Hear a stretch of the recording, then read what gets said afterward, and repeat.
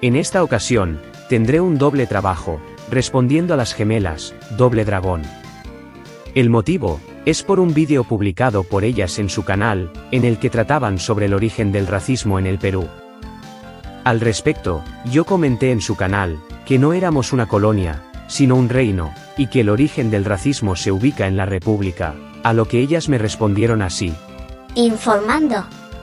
En cuanto a la afirmación de que el virreinato del Perú era un reino, en lugar de una colonia, es importante aclarar que, si bien se le otorgó el título de reino al virreinato del Perú, esto no implicaba que fuese un reino, en el sentido tradicional, de una monarquía, gobernado por un rey o una reina. El virreinato del Perú era una entidad administrativa y pública dentro del Imperio Español en América y estaba gobernado por un virrey en representación del rey de España. Aunque se le otorgó el título de reino, el virreinato del Perú seguía siendo una colonia sujeta al dominio y control de la corona española, con una estructura jerárquica y un sistema de gobierno colonial. Refutando. Una colonia solo servía para extraer las riquezas de ese territorio y ello implicaba eliminar a los habitantes de ese lugar, por ejemplo, el genocidio ejecutado por los anglos en Norteamérica. Mientras que un reino se replica a donde sea que va. Una vez que llega a ese territorio, los nativos de esas tierras se convierten en súbditos del rey, lo que hoy equivaldría a decir ciudadanos de un país. Y no en esclavos, y mucho menos son exterminados. Se construyen ciudades, puentes, carreteras, colegios, hospitales, universidades, etc.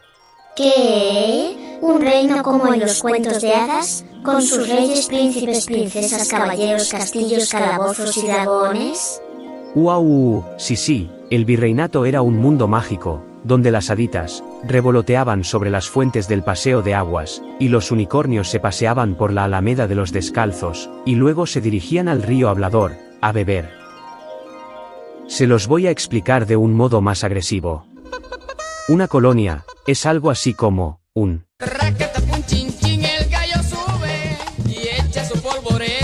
y luego de depredar los recursos, y de haber exterminado a los nativos, es decir, luego de echar su polvorín.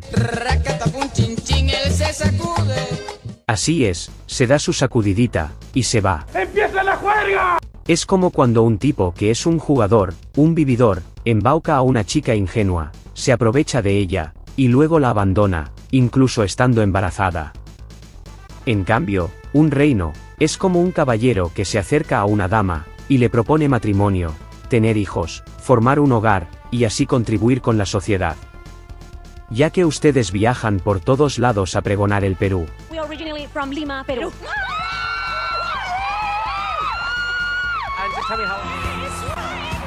Lo cual está muy bien. Las invito a viajar a Australia, tierra donde hace siglos llegaron los ingleses y descubrieron que estaba habitada por más o menos 1 millón de aborígenes. Se van a llevar una gran decepción cuando comprueben que hoy, en ese lugar, hay más canguros que indígenas. En cuanto a la afirmación sobre la discriminación racial y el inicio del odio hacia los indígenas y los negros durante la época de la República y la supuesta responsabilidad de Simón Bolívar en ello, es importante recordar que las dinámicas de discriminación y racismo en América Latina tienen raíces profundas que se remontan a la época colonial y que han persistido a lo largo de la historia. Si bien es cierto que la discriminación racial y las tensiones étnicas han sido una realidad en la historia de América Latina, es importante analizar estas afirmaciones a la luz de un análisis histórico, crítico y contextualizado, para comprender mejor las complejidades y matices de estos temas en la región. Y al final del comentario, los 2 me gusta, de las gemelas, y es que todo lo hacen juntas. No chicas, no. Las castas no se distinguían por orígenes étnicos. En aquel entonces no existía el concepto de raza. Ese concepto nació en la Ilustración francesa, en la que sus sabios ilustrados afirmaban que existían razas superiores e inferiores. Incluso fueron más explícitos sosteniendo que específicamente los negros eran una raza inferior. Ni el rey de España se atrevió a afirmar cosa semejante. Desgraciadamente, esas corrientes se diseminaron hasta llegar a América, donde los llamados padres de la patria estadounidense pusieron en práctica esta teoría abominable en todo Estados Unidos, hasta mediados del siglo XX. Y Bolívar no iba a ser la excepción.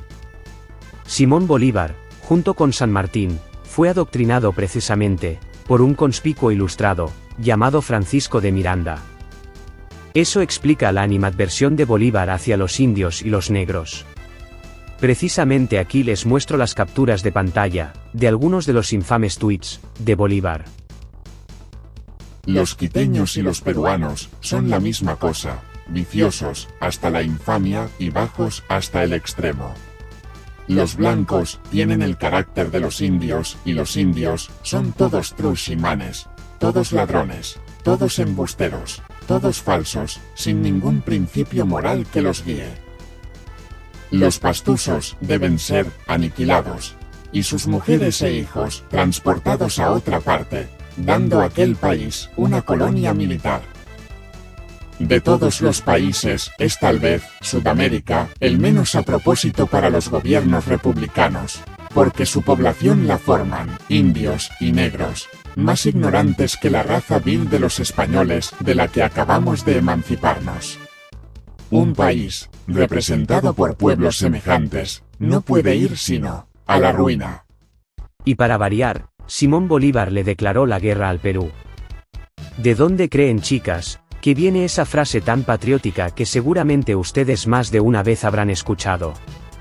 Tumbes, Jaén, y Mainas, ni de vainas. No, no es una frase dirigida al Ecuador, ya que Ecuador no existía.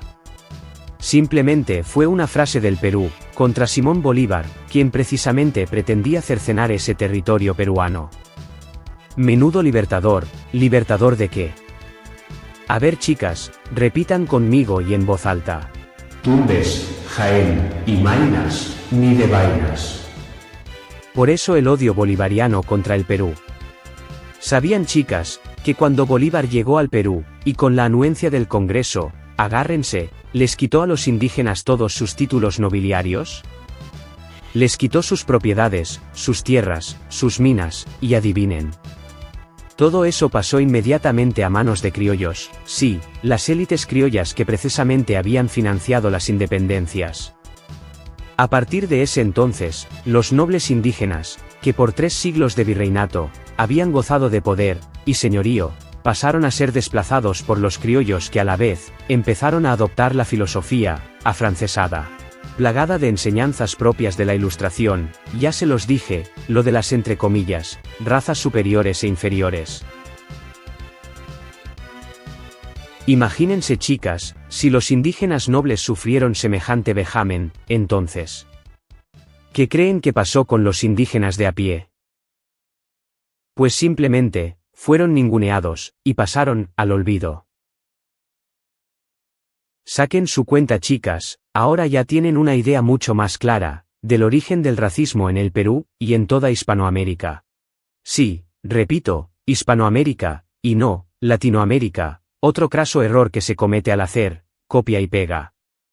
Y lo más gracioso, es la fuente de donde hicieron ese copia y pega, que dicho sea de paso, ellas mismas me lo dijeron. Fuente, ChatGPT.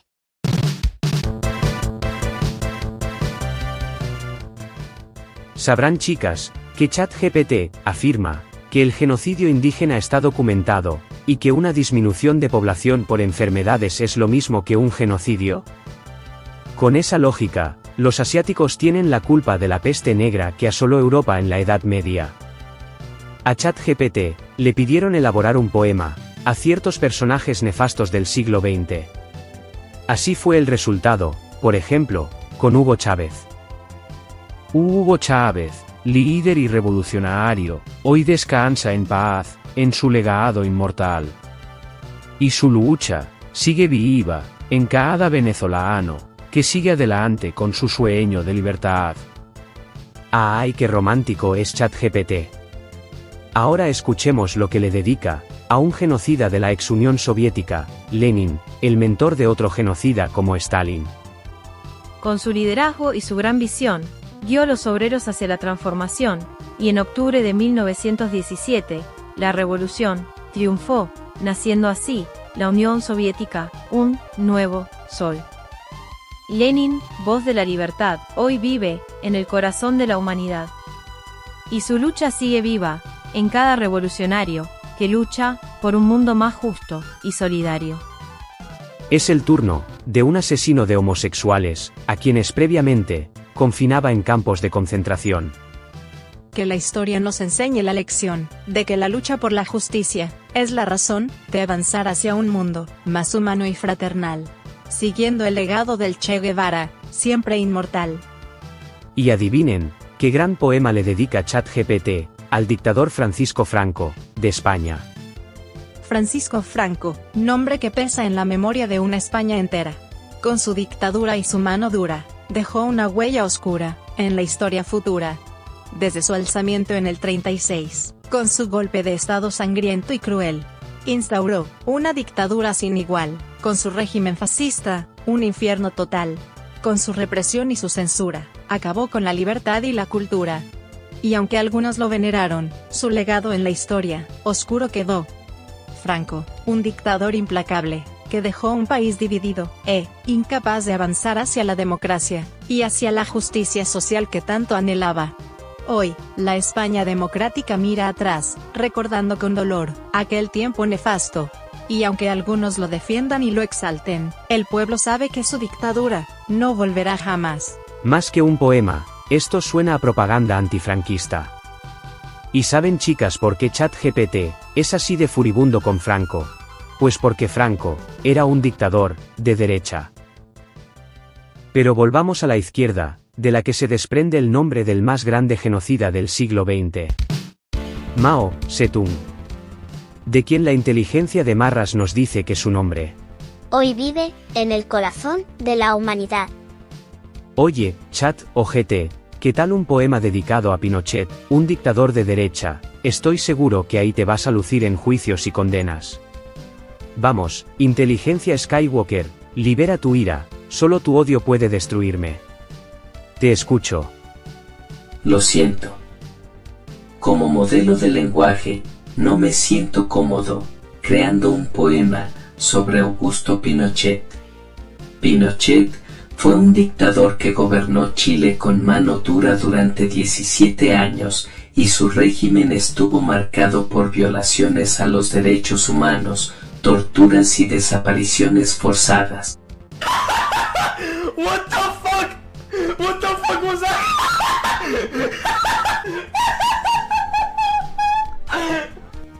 Creo, supongo, me imagino, que a estas alturas, ya habrán corregido ese, entre comillas, error. Cuando lo hacen adrede ya no es un error. Pero ¿qué se puede esperar de una IA, que ante las críticas y reclamos por semejantes desmanes antiacadémicos, solo se limita a responder? La imprecisión en mi información es irrelevante. Bueno, chicas, espero que hayan aprendido algo de historia. Por lo pronto veo que no es tan cierto aquello de que dos cabezas piensan mejor que una. Es preferible discrepar, aún teniendo el mismo ADN. Y hablando de gemelos, ahí les dejo un par de ejemplos de las consecuencias terribles de la Ilustración en el Perú. ¡Que viva la revolución! Me llega el pincho tu filtro, me llega el pincho tu cámara, me llega el pincho tu jato, cholo de mierda. Me llega el pincho tu vida, cholo de mierda. ¿Ah? Es que tu pigmentación es muy achorada. La mía puede pasar piola, pero la tuya...